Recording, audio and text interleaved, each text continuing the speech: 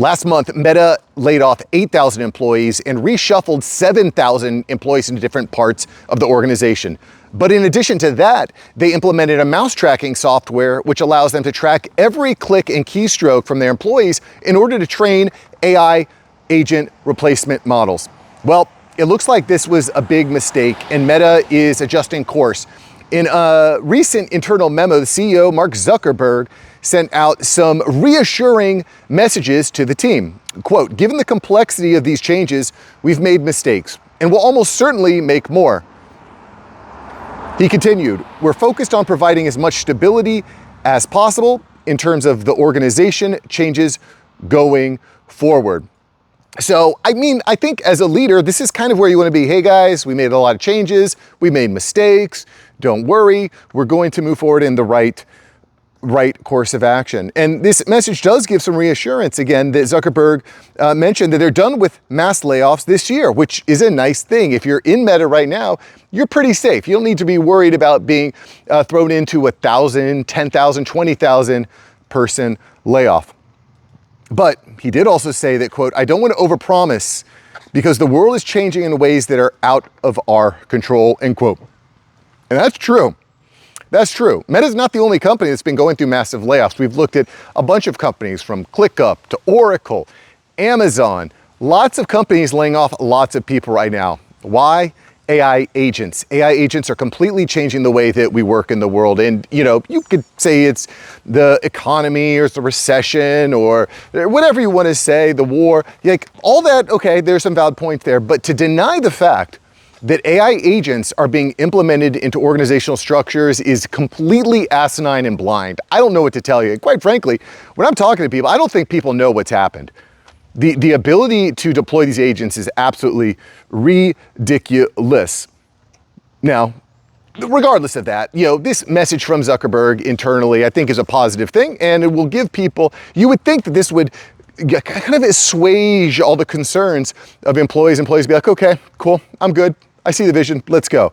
Well, not so fast, guys. There are a lot of issues that Meta employees still have. We're gonna talk about it here for just a moment because some employees are just not happy with the work, especially a lot of the employees who were moved into these AI engineering roles. They feel that some of these quotes that these employees have is absolutely ridiculous. We gotta cover this, okay? They say they feel like draftees, like they were just drafted into the military. They had no choice. They were drafted, and the work is menial compared to previous software development roles. They also don't like having their clicks tracked to train AI agents. All of that is realistic, but you feel like a draftee, like, bro, you're not being drafted to go to Korea or Vietnam. Like, you are being moved from one department to another. Let's not get too emotional here, okay? It's hard to take people seriously when they get that emotional and gassed up.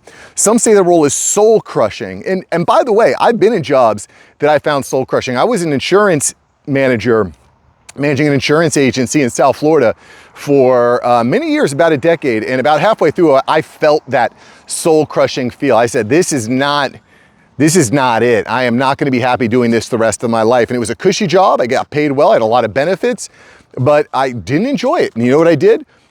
I started side hustling.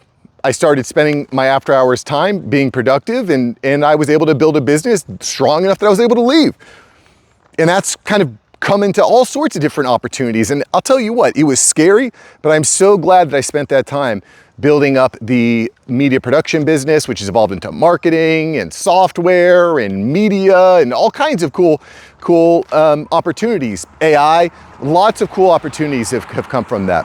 Heck, I wouldn't be talking to you here today if I had stuck in that soul-crushing job. So by the way, all you Meta folk out there, I get it. You do not want to be stuck in a soul-crushing job. The problem that we're going to talk about here in a moment, though, is I think that a lot of enterprises are going to start to feel that way very, very, very soon. Anyway, there's another person at the company who said it's, quote, literally a gulag. Literally a gulag, that they are given less creative focus and less interaction with humans. And guys, it is not a gulag. You're not in Soviet Russia under a communist dictatorship fighting for human flesh to eat for you and your children. Like, it's not that bad, guys. You work at Meta, okay? Like, I know you don't like it and you probably don't like AI, but you're not literally in a gulag. Again, I can't take these people seriously. Like, you know, some of the people that have been employed by Meta, I don't know what these people are thinking. You're not in a gulag. You're not, you know, you're not a Starbucks customer where you get to walk into work at 10 o'clock, get a frappe latte, and then, you know, chill by the pool. Like, what do these people think? Like, I saw a video the other day of these, maybe they were just trolling or something, but it was these two girls in a pool in swimsuits with laptops and their product managers telling other people what to do. Like, I don't think I could work for someone like, do you think you could work for someone like that? A 24-year-old chick in a bikini by the pool, managing your projects? Like, give me a freaking break, guy. Get out. You're done. You're done. You're not in a gulag. You're not in the pool. You got to go find other work. Now, I will say that it is an interesting shift that we've seen at Meta. Some of the teams in the organization have flattened tremendously. You'll have 50 people working for one manager. And I'll tell you what, it's hard to manage 10 people, let alone 50. There are going to be a lot of micromanagement being done by AI and automation systems. And again, this is not just happening at Meta. Middle management is getting wiped out everywhere. Organizations are being flattened out and people are being run and judged based on data. It's all data. It's all statistics. I kind of mentioned this the other day because I like data. I think it's interesting. I think it's important. I'm in the marketing world. You need to run data and you need to run tests. And it's been really illuminating, you know, if I'm working with a client and we want to like quickly test a lot of potential themes for a channel. Like, for example, like on this channel, we talk a lot about the pain point of losing your job. And I know that because I've tested videos a lot, and I know that this is a major pain point that guys like you want to know about. We want to know how to be safe, how to remain relevant, respected, and financially free. It took me a long time to test that, okay? Years.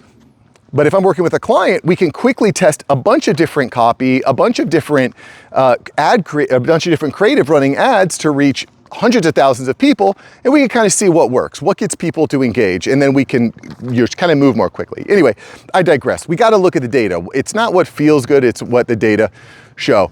The other day, I shared this the other day too.